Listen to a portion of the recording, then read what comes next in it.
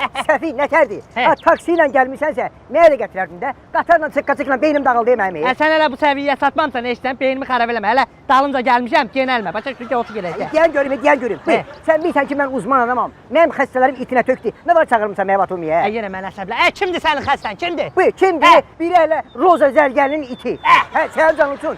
Keçən dəfə dedi ki, itimin ürəyi ağrıyır. Götürdüm itin ürəyinə stent qoydum.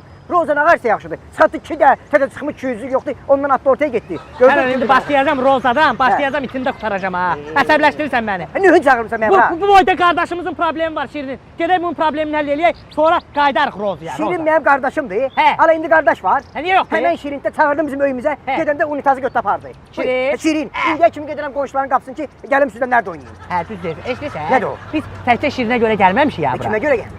Bura Batumidir, burada gecələr maraqlı olur. Uy. Başa düşdün? Gəzəcəyik, qəşəng yerlər tapmışam. Qaqam burada bir dənə yer tapıb, padvanlı, pomisheniya.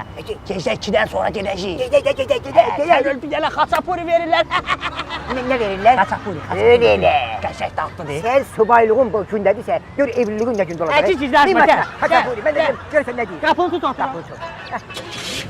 Aspici intervalım da ya. Var. Verdi tərləmişəm, verdi də vurum da ya.